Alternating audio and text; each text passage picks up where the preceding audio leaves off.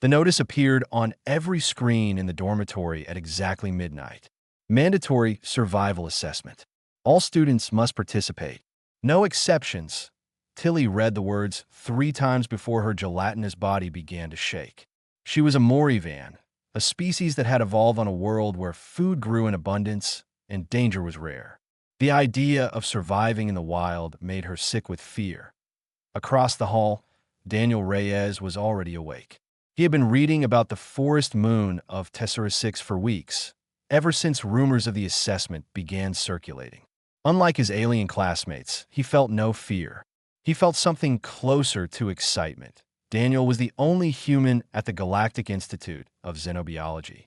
He had arrived 6 months ago as part of a cultural exchange program, and in that time, he had learned one important truth.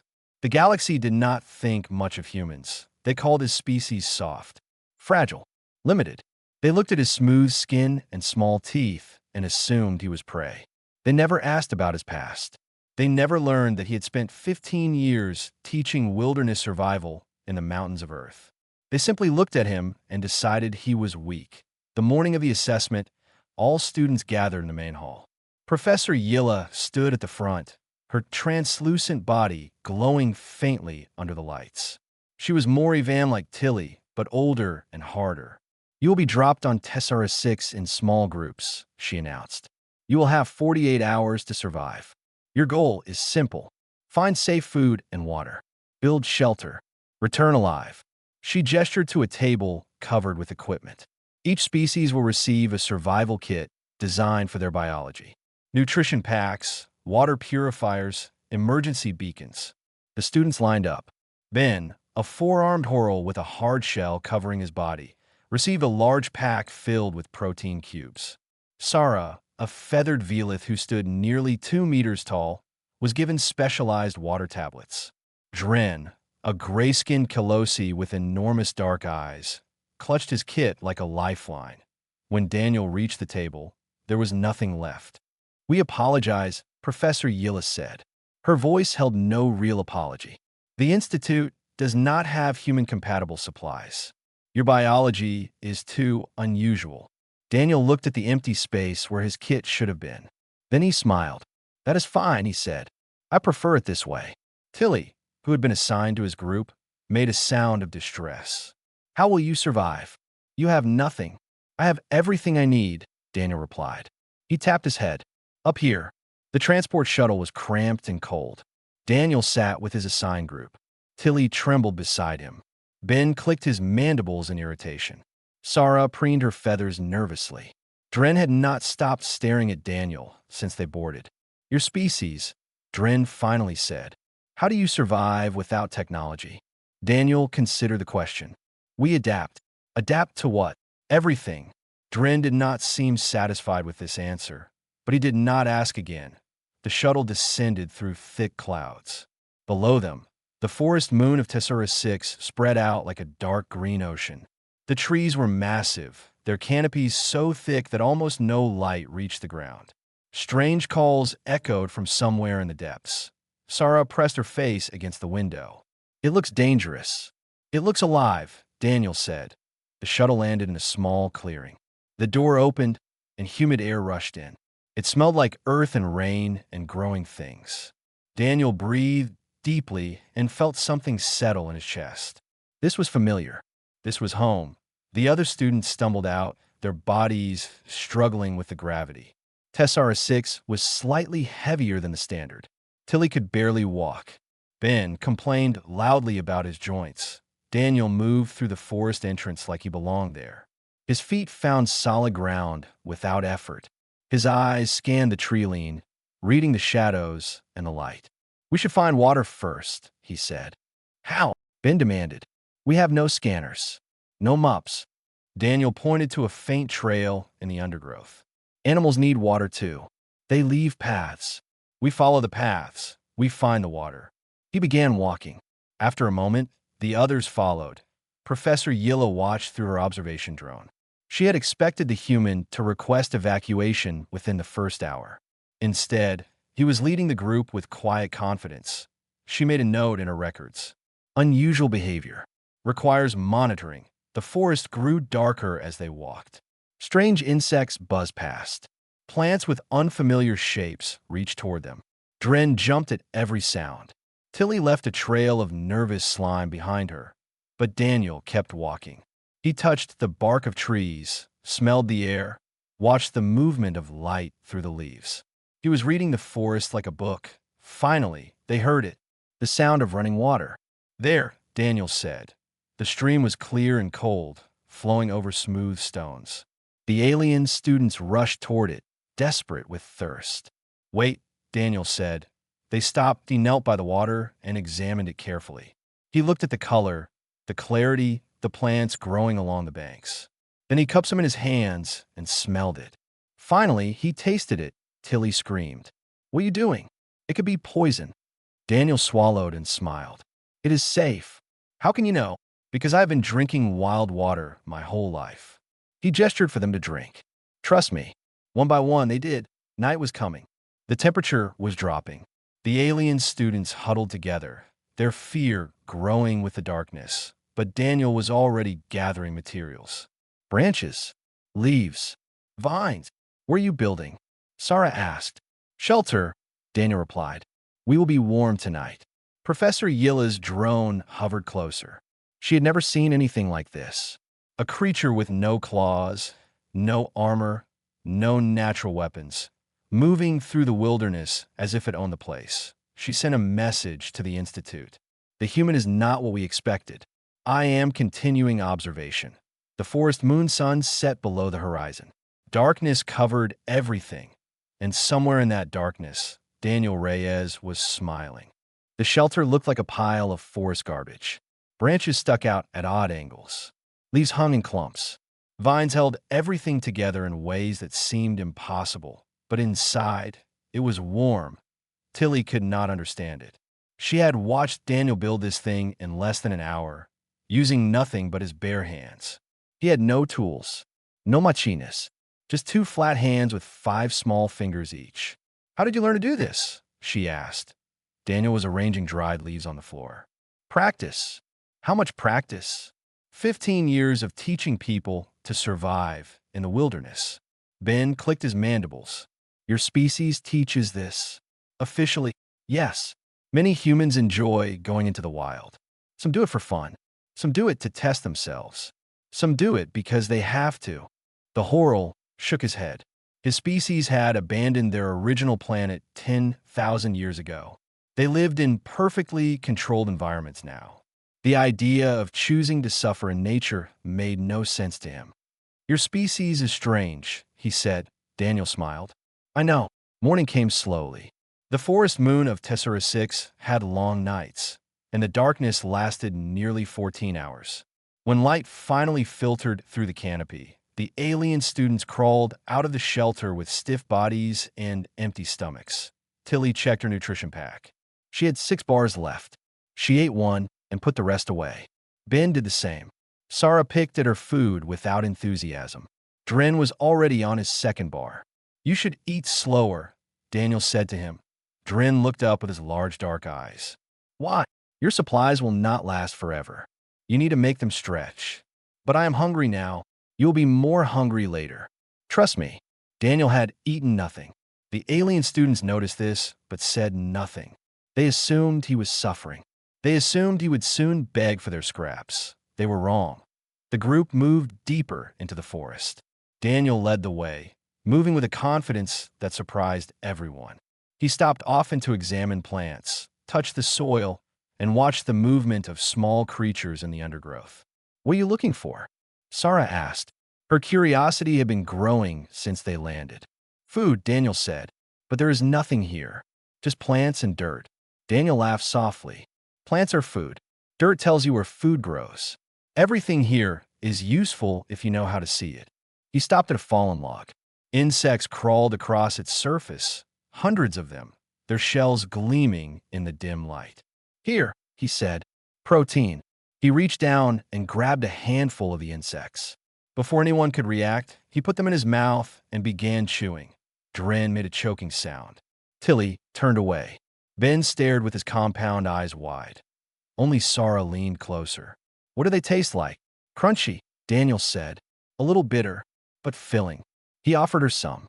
She hesitated, then shook her head. Maybe later, she said. They walked for hours. The terrain changed from dense forest to rocky hills covered with strange moss. Water ran down the stones in thin streams, creating pools in the hollows below. Daniel stopped at one of these pools and knelt down. He examined the water carefully, then reached in and pulled out something small and wriggling. What is that? Ben demanded. Some kind of larvae. Daniel held it up to the light. Similar to what we have on Earth. Good source of fat. He ate it without hesitation till he finally spoke. Does nothing frighten you? Daniel considered the question. Many things frighten me, but hunger is not one of them. I have been hungry before. I survived. Professor Yilla watched through her drone. She had been monitoring the human for 18 hours now. In that time, she had seen him eat insects, larvae, moss, roots, and something that looked like fungus growing on the side of a rock. Every single thing he consumed was classified as toxic or inedible by galactic standards. And yet he showed no signs of illness, no pain, no weakness. If anything, he seemed stronger than before. She contacted the Institute and requested the complete biological database on Homo sapiens. What she read made her pause. Omnivore. Highly adaptable digestive system. Capable of processing a wide range of organic compounds. Evolved on a high-gravity death world with extreme environmental variation. Death world. She had heard that term before, but never taken it seriously. Earth was classified as a death world because of its dangerous wildlife, extreme weather, and unstable geology. But death worlds were rare. Species from death worlds were rarer. Most did not survive long enough to develop civilization. And yet here was a human eating the forest like it was a buffet. Back on the ground, the group had stopped to rest. The alien students were exhausted. Their bodies were not designed for this kind of travel. Every step was a struggle. Daniel sat on a rock and watched them. He was tired too, but he hid it well. He had learned long ago that leaders could not show weakness. We should find a place to sleep soon, he said. Night comes fast here. Sarah looked up at the sky. The light was already fading. Can you build another shelter? Yes, but we need better materials. Something more permanent. He stood and began exploring the area. The others watched him move through the rocks and trees, touching everything, testing everything. Ben leaned toward Tilly. I think I was wrong about humans. Tilly nodded slowly. I think we all were. Daniel found what he was looking for. A small cave in the hillside, shallow but dry. He checked inside for animals, found none, and called the others over. This will work, he said. We'll be safe here. The alien students filed into the cave. It was cramped and cold, but Daniel soon fixed that. He gathered dry wood and arranged it in a pile. Then he picked up 2 stones and struck them together. Sparks flew. The wood caught fire. Light and heat filled the small space. The alien students stared at the flames like they were watching a miracle. How did you do that? Dren whispered. Daniel fed more wood to the fire. It is called friction. Basic survival skill. Every human child learns it. Professor Yilla made another note. Spontaneous fire creation without technology. Classification upgrade recommended. Outside the cave, the forest grew dark and dangerous. Things moved in the shadows. Sounds echoed between the trees, but inside there was warmth. There was light. There was a human who made the impossible look simple. And for the first time since the assessment began, the alien students felt something new. Hope. 26 hours into the assessment, Dren ran out of food that he sat at the back of the cave, staring at the empty wrapper of his last nutrition bar. His large eyes were wet with despair. His gray hands shook. I ate too fast, he whispered. You told me to slow down. I did not listen. Daniel moved to sit beside him. It is okay. I will find you food. How? There is nothing here that I can eat. My scanner says everything is toxic. Daniel took the scanner from Dren's hand and looked at it. The device was sophisticated, capable of analyzing the chemical composition of any organic material. It had labeled nearly everything in the forest as dangerous. This machine is designed for galactic standard biology, Daniel said. It does not account for adaptation. What does that mean? It means your scanner does not know everything. Daniel stood and walked out of the cave. The morning air was cold and damp. Mist hung between the trees like curtains. The forest was waking up, filling with sounds and movements. The others followed him. Tilly moved slowly, her gelatinous body struggling on the uneven ground. Ben complained about the humidity. Sarah stretched her wings and tried to shake off the night's stiffness. Daniel walked with purpose. He had seen something yesterday during their trek through the hills. A tree with reddish bark that reminded him of home. He found it after 10 minutes of walking. The tree was tall and straight, its bark rough and layered.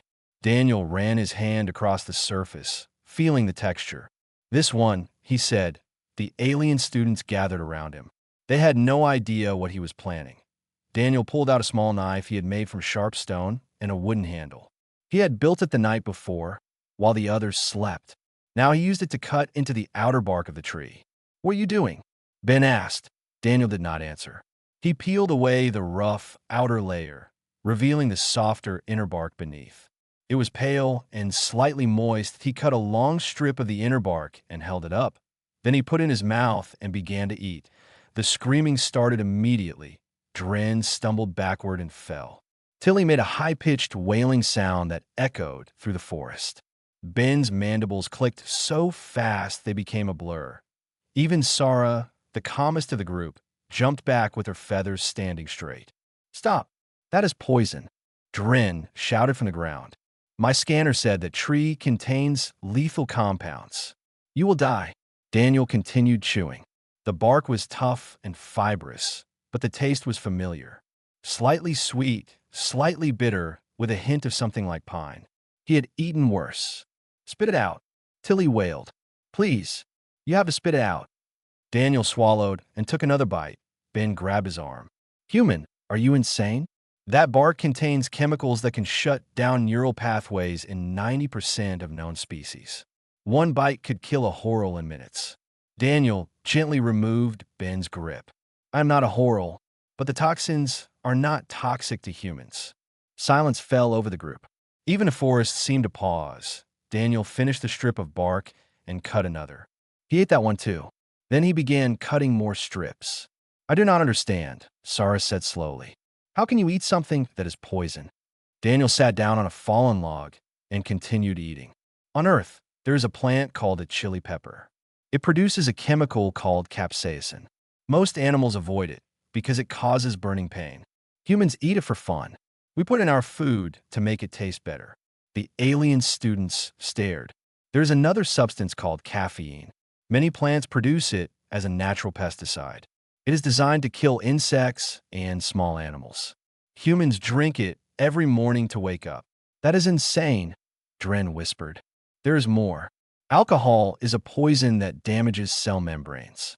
Humans drink it at celebrations. Chocolate contains theobromine, which is lethal to many Earth species. Humans give it as gifts to people they love." Daniel held up the strip of bark. "This contains compounds that your bodies cannot process. But my body can. My stomach produces acid strong enough to break down almost anything. My liver can filter out toxins that would kill other species. My digestive system is designed to handle uncertainty." He took another bite. Humans did not evolve in a safe world. We evolved in a world where we had to eat whatever we could find. Sometimes that meant fruit and vegetables. Sometimes that meant raw meat. Sometimes that meant tree bark. Professor Yilla's drone hovered closer. She had been recording everything. Her earlier request for human biological files had been answered, but reading about human digestive capabilities was different from seeing them in action. The human was not just surviving. He was thriving on food that should have killed him. She sent a priority message to the Institute. "Human demonstrates extreme biological resistance to chemical compounds. Recommend immediate classification review." Back at the tree, Daniel was gathering more bark. He offered some to Dren. "This will not work for you," he said. "Your biology is different, but I will find something you can eat." Dren looked at the bark, then at Daniel. His fear was slowly transforming into something else. Something like awe. "Why are you helping us?" Dren asked. "We looked down on you. We called you weak." Daniel shrugged. "You were wrong. That does not make you my enemy. It makes you ignorant. Ignorance can be fixed. He smiled and continued working. Within an hour, he had gathered enough bark to last several days. He also found tubers growing near the base of another tree. He dug them up, tested them, and found they were safe for all species except Sara. For her, he found a different solution. A flowering plant with nectar-filled blossoms. She drank from them carefully, her long tongue reaching deep into the flowers. "This tastes like nothing I have ever had," she said. "It is wonderful." Daniel nodded. Nature provides. You just have to know where to look. As the group ate, something changed between them. The wall that had separated Daniel from his alien classmates began to crumble. They no longer saw him as the weak human. They saw him as something else entirely, something they did not have a word for. Yet, Professor Yilla could not sleep. She had been monitoring the human for 30 hours straight, and what she had witnessed had shattered everything she thought she knew about species classification. Her private communication channel connected to the cave where Daniel and his group were resting. The human was awake, sitting by the fire while the others slept. "Daniel Reyes," she said through the drone speaker. "May I speak with you?" Daniel looked up at the hovering machine. "Of course. I have questions about your species." "I expected you would." Yilla hesitated. In her 200 years of teaching, she had never felt uncertain about her knowledge. But humans confused her. Their existence confused her. "Your file says Earth is a death world," she began. "I need you to explain what that means." Daniel added wood to the fire. The flames danced higher, casting shadows on the cave walls. "Earth has everything," he said. "We have deserts where temperatures reach 60 degrees. We have frozen regions where it drops to -50. We have oceans that cover most of the planet. We have mountains so high that the air becomes too thin to breathe. And you survive all of this. We do more than survive. We live there. We build cities and deserts. We explore the frozen places. We climb the mountains because they exist." Yilla processed this information. "What about wildlife? Earth has predators that can kill with a single bite. Sharks in the water, bears on land, insects that carry diseases, plants that poison you if you touch them." Daniel paused. "We learn to live alongside all of them." "How?" "Adaptation. Humans do not have natural weapons like claws or fangs. We do not have armor or venom. But we have something better. We can think. We can plan. We can work together." The conversation woke Sara. She sat up quietly and listened.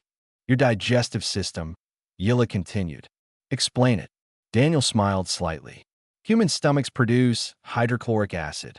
It is strong enough to dissolve metal. Our intestines are designed to extract nutrients from almost anything. Our livers filter toxins that would kill most species. Why did you evolve this way? Because we had no choice. Early humans ate whatever they could find. Sometimes the food was rotten. Sometimes it was dangerous. The ones who could process it survived. The ones who could not died. Over millions of years, we became very good at eating things that should not be eaten." Sara moved closer to the fire. "May I ask something?" Daniel nodded. "You said humans have no natural weapons, but you do not seem afraid of anything. How is that possible?" Daniel considered the question carefully. "Humans are afraid of many things. We feel fear like any other species. But long ago, we learned something important. Fear can be managed. It can be controlled. It does not have to control us." "How?" "Practice. Exposure. Understanding." He looked at the fire. "The first time I went into the wilderness alone, I was terrified. The sound scared me. The darkness scared me. Everything scared me.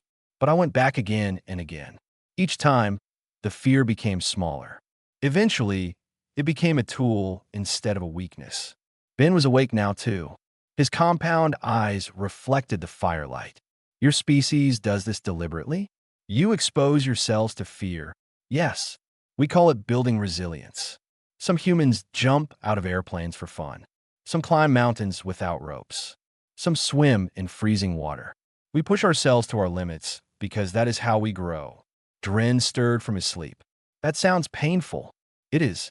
But pain is temporary. Strength is permanent." Tilly had been awake the longest, listening to everything. Her gelatinous body rippled with emotion. "Daniel," she said quietly, Why do you help us? We are not your species. We are not your family. You owe us nothing. The question hung in the air. Even Professor Yilla waited for the answer. Daniel was silent for a long moment. When he spoke, his voice was soft. On Earth, there's a story about how humans first became powerful. Long ago, we were not the strongest or the fastest. We were small and weak compared to the animals around us. He poked the fire with a stick, sending sparks into the darkness. But we had one advantage. We could work together. We formed groups. We shared food. We protected each other. When one human found water, everyone drank. When one human was hurt, everyone helped. That sounds inefficient, Ben said. Why waste resources on the weak? Because the weak become strong. Because the sick become healthy. Because together we could do what none of us could do alone. Daniel looked at each of them in turn. Tilly, trembling but brave. Ben, skeptical but listening. Sarah, curious and open. Dren, frightened but hopeful. You're my group, he said simply. That makes you my responsibility. I did not leave my group behind. Professor Yilla ended the communication. She needed time to process what she had heard. The human was not simply a survival machine. He was not just a collection of biological adaptations. He was something far more complex, that he was a social creature that had evolved cooperation as a survival strategy. He helped others not because it benefited him directly, but because helping others was coded into his very nature. This changed everything. She began drafting a new report. The classification of humans was wrong. They were not Category 3, limited and non-threatening. They were something else entirely, Category 1, apex adaptive species, high social intelligence, extreme environmental resilience, potential for unlimited cooperation. She paused before sending the report. There was one more thing she needed to add: approach with caution. Humans are not dangerous because they are aggressive. They are dangerous because they care. In the cave, the fire burned low. The alien students huddled together for warmth, closer than they had ever been before. Daniel sat watch, his eyes scanning the darkness beyond the entrance. Somewhere in the forest, something moved. Something large. Something hungry. Daniel heard it, but did not react. He simply waited. If it came, he would be ready. He always was. The sound came at dawn. A deep, rumbling growl that shook the air itself. Dren was the first awake. His large eyes went wide with pure terror.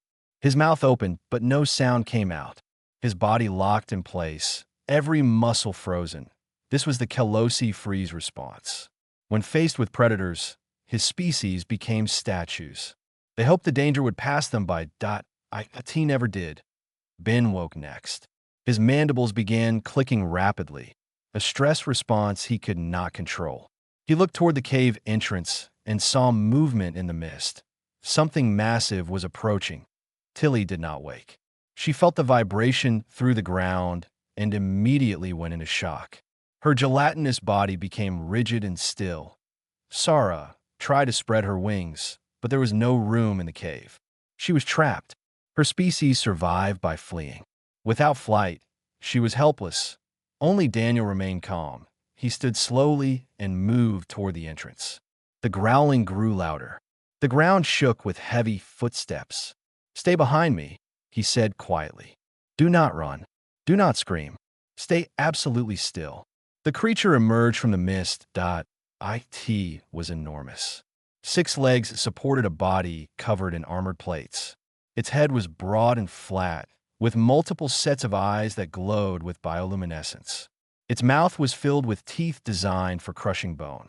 Professor Yilla's drone captured everything. The creature was classified as a Class 7 apex predator. It had no natural enemies on Tessera 6. It killed everything it encountered, and it was looking directly at the cave. Daniel stepped out into the open. "No, Sorag whispered. What are you doing?" Daniel did not answer. He walked forward, putting himself between the creature and the cave. His movements were slow and deliberate. The creature stopped.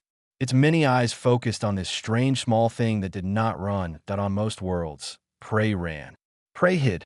Prey froze. This was the natural order. Predators chased, and prey fled. It was simple. It was instinct. This creature did none of those things. Daniel made himself larger. He raised his arms. He spread his legs. He stood at his full height and stared directly into the creature's glowing eyes. Then he shouted. The sound was loud and sharp and completely unexpected. The creature flinched back. Its many eyes blinked in confusion. Daniel shouted again. He waved his arms. He stomped his feet. He made himself look like something that was not prey. Something strange. Something unpredictable. The creature hesitated in a low voice. Daniel spoke to the group behind him. Back away slowly.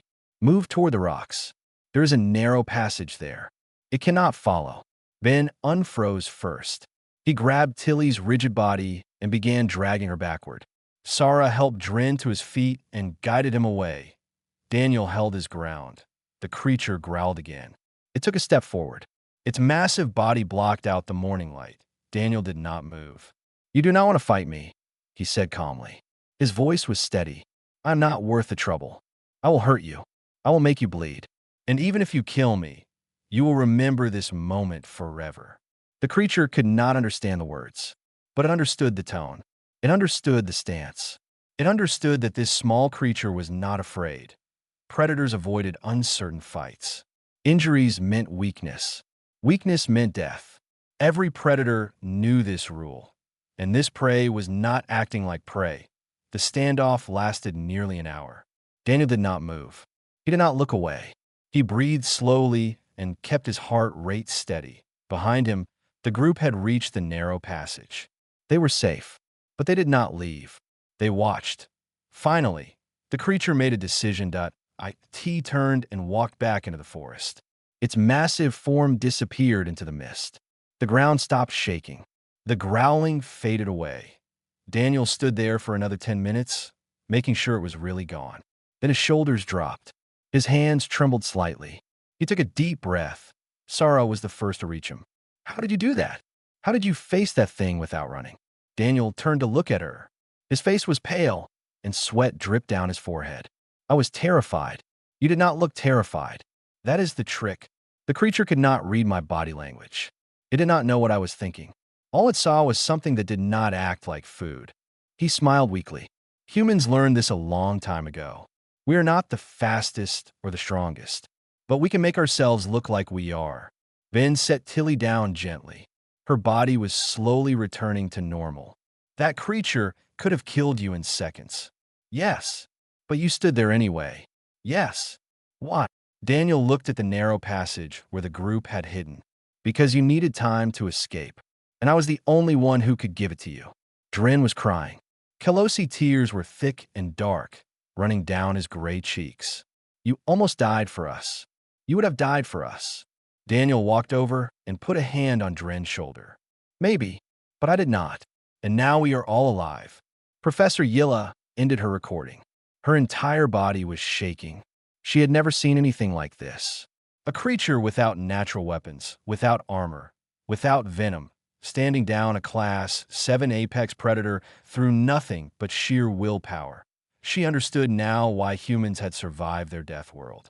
They were not the most dangerous thing on Earth because of what they could do physically. They were dangerous because they could not be broken. Their fear did not control them. Their weakness did not define them. They faced death and decided to fight anyway. She sent her final recommendation to the Institute. Do not classify humans as prey. Do not classify them as predators. Classify them as something new, survivors. The ultimate survivors in the forest. The group gathered their supplies. They had 8 hours left before the assessment ended. 8 hours before the shuttle would return. Daniel led the way back toward the landing zone. He moved slowly, his body exhausted from the standoff. But he kept walking. Behind him, for aliens followed. They were no longer his classmates. They were no longer strangers who looked down on him. They were his group, his responsibility, and he would get them home no matter what. The shuttle landed exactly 48 hours after the assessment began. The door opened with a hiss, and bright light flooded the clearing. Professor Yilla stood at the bottom of the ramp. She watched each group return from the forest. Most were exhausted, hungry, and desperate to leave. Many had used their emergency beacons early. Some had never left the landing zone at all. Then Daniel's group emerged from the tree. They looked different from the others. Yes, they were tired. Yes, they were dirty. But they walked with their heads high. They moved together like a unit. Daniel led the way. Behind him came Tilly, then Ben, then Sarah, then Dren. They stayed close to each other. They looked out for each other. They had become something more than classmates. Professor Yilla stepped forward. Daniel Reyes, I need to speak with you. The alien students tensed. They expected punishment. They expected criticism. They expected to be separated from a human who had saved their lives. Instead, Yilla did something unexpected. She bowed. In Morivan culture, bowing was reserved for moments of deep respect. It was not given lightly. It was not given often. I have watched everything, she said. I have recorded everything. And I have learned something I should have known long ago. She straightened and looked Daniel in the eyes. Humans are not what we thought they were. Daniel said nothing. He waited. The Institute has made a decision. Your species classification has been changed. You're no longer Category 3. She paused. You are Category 1, Apex Adaptive Species. Murmurs rippled through the other returning students. Category 1 was the highest classification. It was reserved for species that could survive anywhere, adapt to anything, and overcome any obstacle. There is more, Yilla continued. The Institute is creating a new position, Survival Studies Instructor. We would like you to fill it. Daniel blinked. Me? I am just a student. You were a student. Now you're something else. Yilla gestured toward the forest. What you did out there cannot be taught from textbooks. It cannot be learned in laboratories. It comes from experience. It comes from your species. She held out a small badge. Will you accept? Daniel looked at the badge, then at his group. Tilly was crying happy tears. Ben's mandibles clicked softly in approval. Sarah's feathers were fluffed with excitement. Dren was smiling for the first time since the assessment began. Yes, Daniel said. I accept.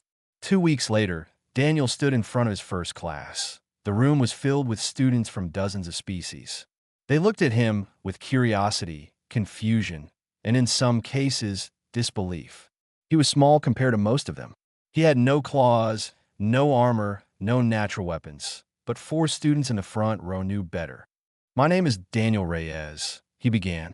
I am human, and I'm going to teach you how to survive. He walked along the front of the room. Lesson 1. Fear is not your enemy. Fear is information. It tells you that something dangerous is near. What you do with that information is your choice. A student raised their hand. How can you control fear?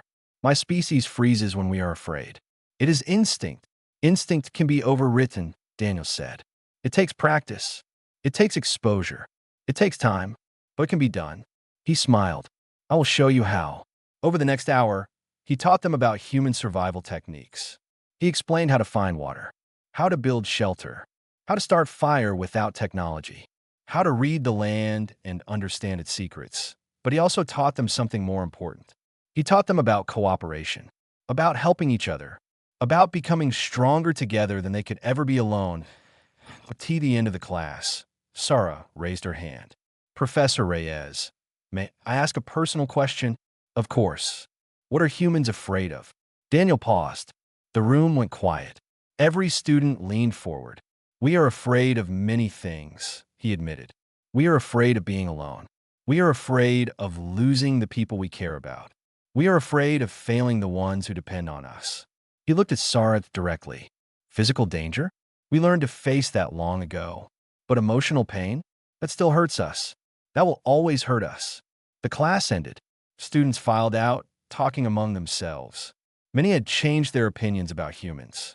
Many had begun to understand why this small, soft species had conquered a death world. That night, Daniel walked through the Institute gardens. The air was cool, and strange flowers bloomed under artificial moonlight. He found a small plot of empty soil near the edge of the garden. He knelt down and began to dig. Footsteps approached. He looked up to see Tilly. What are you doing? She asked. Planting. Daniel pulled a small packet from his pocket. Seed from earth. Simple things. Tomatoes. Peppers. Herbs. Why? Because this is what humans do. We carry our home with us. Wherever we go, we plant seeds. We grow things. We make new places feel like old ones. Tilly watched him work. Can I help? Daniel handed her some seeds. Put them in the soil. Cover them gently. Water them every day. Together, they planted the garden. The work was simple, but it felt important. It felt like building something that would last. When they finished, Daniel sat back and looked at the fresh soil. That is how humans survive, he said quietly. Not by being the strongest, not by being the fastest, by adapting, by cooperating, by never forgetting where we came from. Tilly sat beside him. The artificial moon cast gentle light across the garden. Somewhere in the distance, other students laughed and talked. Thank you, she said, for everything. Daniel smiled. Thank me when the tomatoes grow. High above, Professor Yilla watched from her office window. She had been observing the human for weeks now. Each day, she learned something new. Each day, her respect grew. She made one final note in her records: humans. Further study required. Indefinitely. Then she closed the file and looked out at the garden below.